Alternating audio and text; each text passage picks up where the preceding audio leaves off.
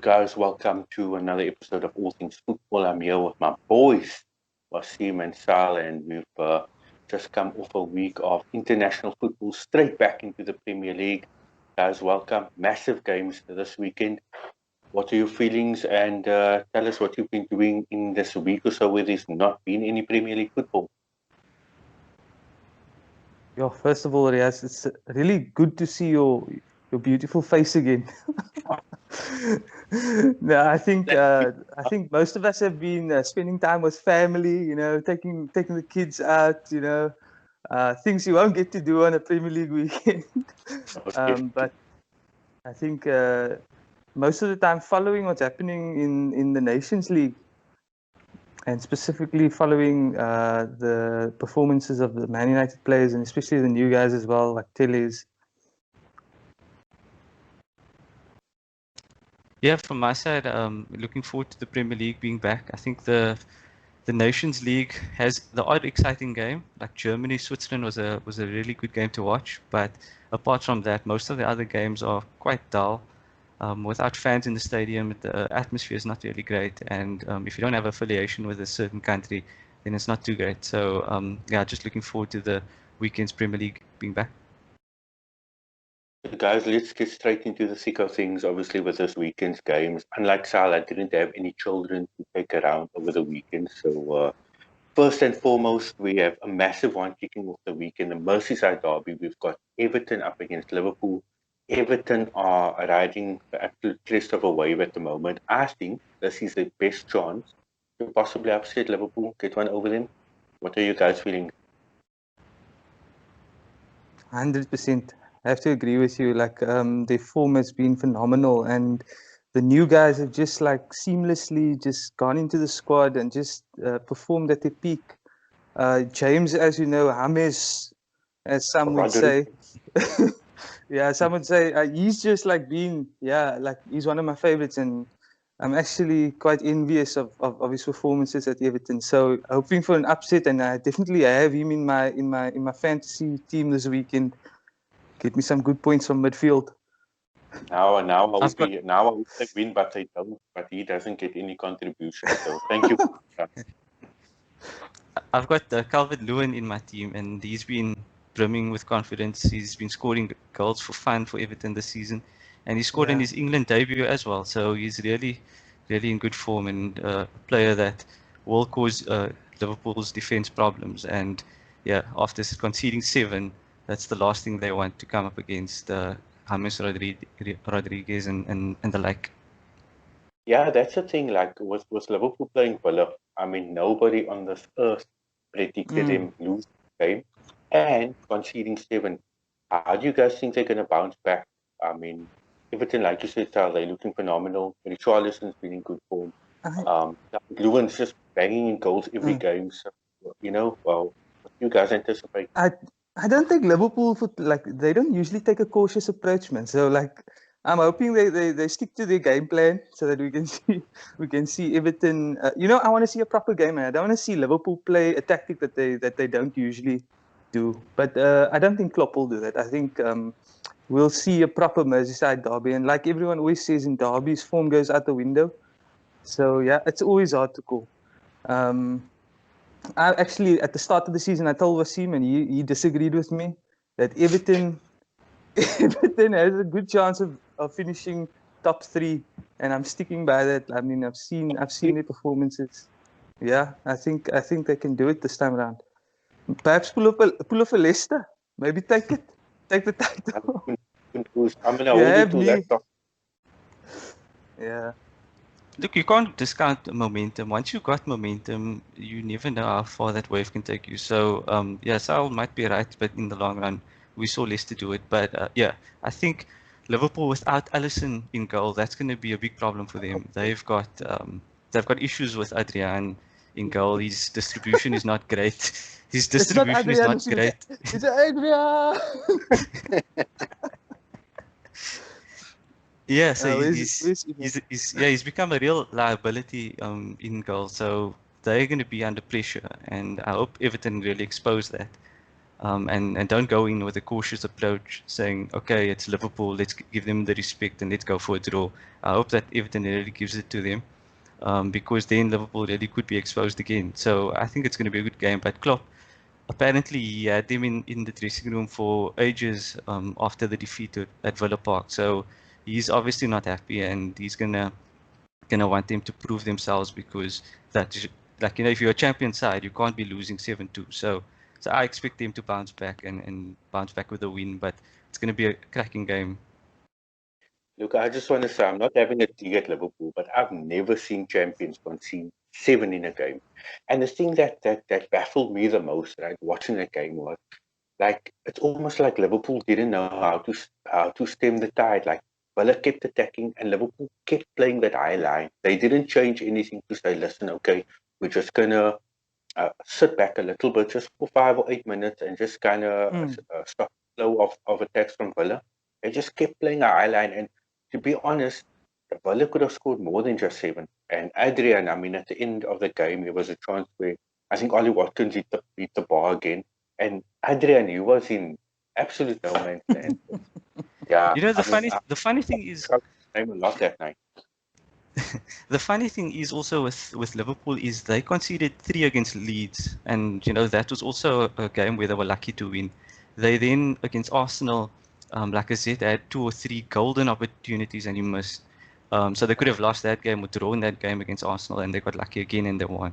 So the Villa defeat, it was coming in a lot of ways, in that they were always giving teams opportunities, and Villa just took the chances this time. So they really have to fix something about their defense, otherwise it's going to be a painful season for them compared to last season. But that's why I say, like as you were saying now, they didn't know how to change the tactic. That's what I was referring to earlier. I can't see them playing a different style of football. It's that that gegenpress, attacking wing backs. It's like you always see them play that style, and it's worked for them, I must admit. But with the 7-2, I think maybe they didn't want us to feel left out. After us losing 6. Yeah, they probably wanted to outdo us in that department as well. Now, talking about us, right? Obviously, we have a massive game. Let's leave our game for last. We mentioned Arsenal have a massive game. They're up against City. Arteta up against Pep. There's a lot of people that are 50-50 about Arteta. Some are firmly in his corner. I think he's a second coming for Arsenal. Massive game for City to win because they're a point above United. Pressure's gonna really be on Pep if they don't win that game. So at the Etihad, where do you guys see that game going? I see City just really proving themselves, because they've had a very iffy start. The draw against Leeds, the loss against earlier in the season as well. So they really need to bounce back and show that they are serious title contenders. So I expect them to bounce back and use the Arsenal game as a real marker for what they plan to do for the rest of the season. They've bought 2 defenders at high cost. So they really need to now start showing that the defense is not such a big issue as it was in the past, and that these new recruits are the answer to the problem. So I think, I expect City to really be up for it and take this game by the scruff of the neck and actually win it. Are you referring to Partey? Is he one of the defenders you're referring to? Or like, I'm saying Man City. No, I'm saying Man City. Man City bought Nathan Ake, and they bought Diaz. So they really now spent a lot. I think 100 million on them combined, if you combine the transfer fees. So that's a lot of money to spend on 2 defenders. So City really can't use the excuse that they're still busy sorting out the defense. They really need to now start hitting the ground running, start getting some clean sheets in big games, and showing that they are title contenders. So I expect them to be up for it. Arsenal, obviously, with Thomas Partey, a great addition to the Premier League and to their team. But it's going to be interesting to see how they approach the game. I was reading Partey's, his like motivation for joining Arsenal, and Arsenal have gone about quietly doing their business, and like I don't think a lot of neutrals or fans that follow the Premier League were expecting Arsenal to start the way they have.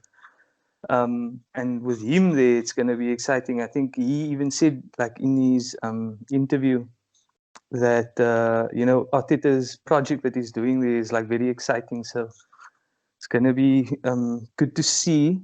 I think they might also, like, I'll agree with you, Wasim. I don't think they'll win City, but it's going to be a good game. Look, Party is on a reported £260,000 a week, so he's going to That's have fine. to support this project. I mean, if that was United signing a player, you wouldn't hear the end of it in the tabloid. Yeah. And only 50 mil for City and for Pep is like the premium rate for a defender. I mean, he spent how much now? 400 million on his defense, and they're still shipping goals at left, right, and center. I mean, come on. I'm surprised at the wage. Now, the structure at Arsenal's weird. Like ever since Ozil came in, the wage structure has like gone through the roof. And okay, look, Arteta's frozen Ozil out kind of, so he's probably going to leave. I don't know, possibly by January or end of the season when he's a free agent. So yeah, I think that will free up another 350,000. I think he's close to 350. So yeah, they should be okay. Maybe Ghana. Yeah, it's funny they fired so many people and let go so many staff, but they're still paying one player so much and they can't even find a space for him in the squad. Who fires a mascot? Come on now. Ganosaurus. What's his name? Ganosaurus. Ganosaurus. Right from Jurassic Park. And then lastly, to wrap up the evening's games on Saturday, it's the big one at St. James. Can Manchester United bounce back from a 6-goal drubbing against Tottenham Hotspur? Last season was seemed like you guys beat us 1-0 at St. James. Was Longstaff scoring. And Maximan decided to put on his Ronaldinho boots. If he puts on his Ronaldinho boots the Saturday, then we're in for more trouble.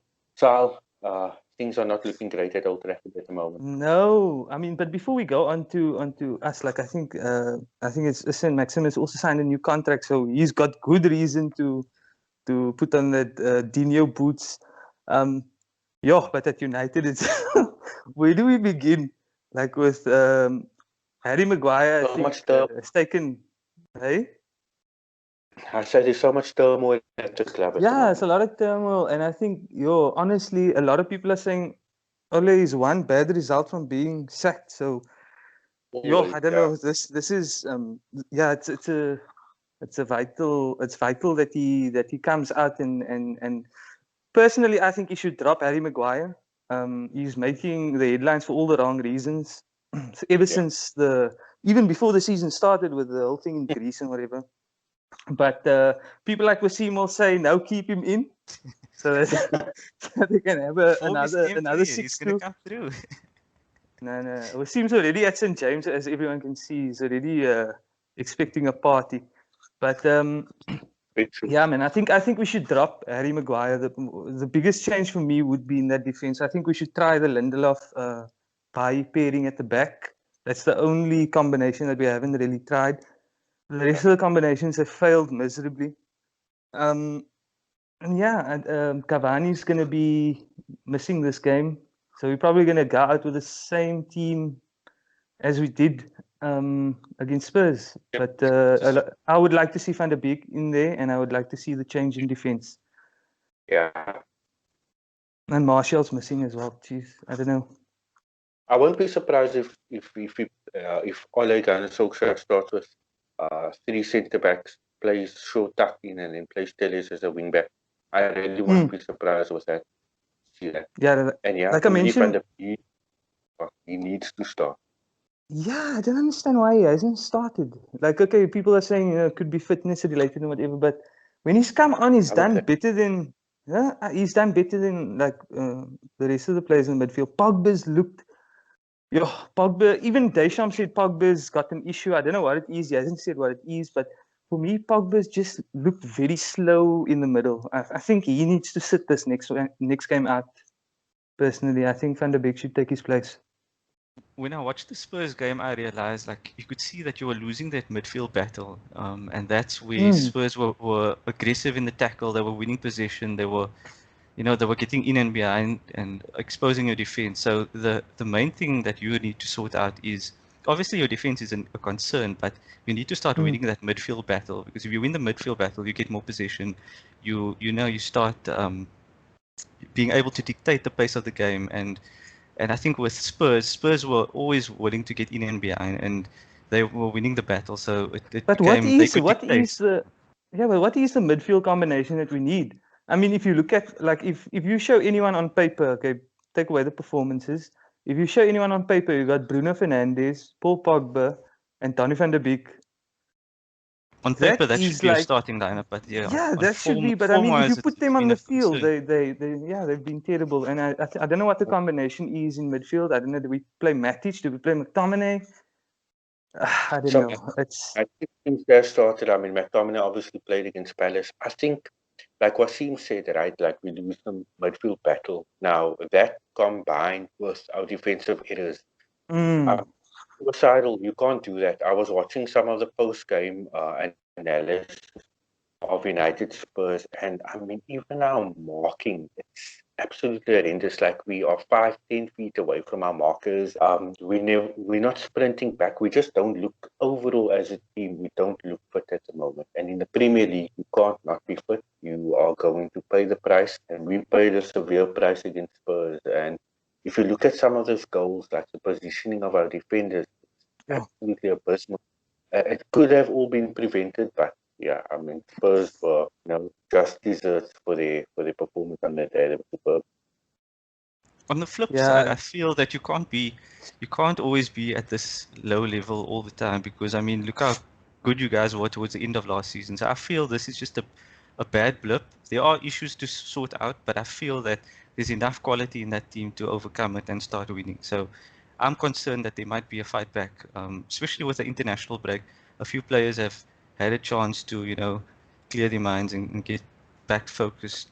So I feel it's going to be a tough game for us to actually face you guys, because if there was no international break and we played you after the 6-1, I would have been happy to, expect something from the game for Newcastle. But now, because there's been a 2-week break, I feel that you guys could just come in and, upset the apple cart and actually get the result. So I'm concerned that it's going to be a tight game and a game that you guys actually win in the end. Yeah, I don't know who we're going to even play up front. And I was hoping, like you say, we seem like, with the international break, like players like Rashford, for example, I was hoping for a lot out of him, but his game against Denmark was, again, poor. And I think in the first game he scored a penalty, but against Denmark, he completely dropped form again. So it's a concern. Like, I mean, we have Martial injured, you got Rashford off the pace, and then who's going to be? I mean, probably Gallo. I think we should actually try Greenwood up front. I think he's as a number 9. I think he's our best finisher. I think he's a better finisher than Martial, and he's got the pace and hopefully the intelligence to make us run through the gaps and create angles and so on. So we'll have to see what happens there. You guys want to give a prediction? I know predictions are never my strong point, but you guys want to give predictions for the Newcastle United game? I'll go with 2-1 to United. But there's actually two. Which United? There's 2 United. So let me just clarify that. 2-1 to Man United. I feel that they're gonna somehow get a result, like they did against Brighton. They might have been outplayed in that game, but they still found a way to win. So I feel that you guys are going to do the same on Saturday.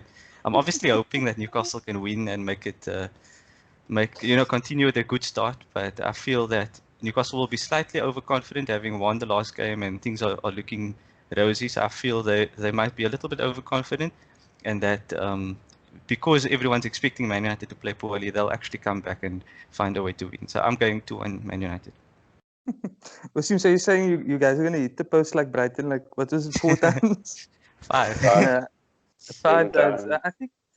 I think we are probably going to win it. It's not going to be the best of performances. It's going to be an ugly game, but I'm excited to see perhaps Telles play and Van der Beek start. Yeah, so I think we'll probably scrape out the result there. I think I think I'm gonna go with what you both said. I think we're just gonna edge it. If we don't edge it, and I come on here Saturday night after the game, this phone might not even survive. Gonna be crazy. Riaz, I think a lot of the talk, a lot of the fire is going to be around Solskjaer if we lose that game. So Oh, yeah, What I'm scared of is that Steve Bruce, when he plays against a good team, he always goes defensive, and we did that against Spurs, and Spurs absolutely should have smashed us, but they were, we got a lucky 1-1 draw. did you say But big team, Wasim? yeah, big in terms of name, I suppose. But yeah, so I think Bruce is going to go defensive again, and I think that is going to allow you guys to start dictating play, and that's going to boost your confidence. So if we actually attack you guys and play with Wilson, Almiron, Fraser, and St. Maximin, with all that pace, we could actually cause you problems. But I feel he's going to go defensive. He's not going to start all of those guys, and that's going to play into your hands. So yeah, should be a good game though. just to end off, guys, I've been hearing rumors, extreme speculation and rumors that United are talking to Pochettino behind the scenes in case something happens. So yeah, we're definitely going to do a show after the game on Saturday night, gents. It's going to be a reaction video, especially to United Newcastle, and I hope to have you both on. And obviously, we can discuss the game, we can discuss talking points and so on. And hopefully, Sal will be celebrating a victory. We'll be celebrating 3 points, baby. Hell yeah. You know what happens when Pochettino comes in? Like all other managers, they bring their countrymen in. So we bringing in Messi. Well said. Sure, gents. Gents, thank you very much. Catch each other again. Cheers. Thanks, guys.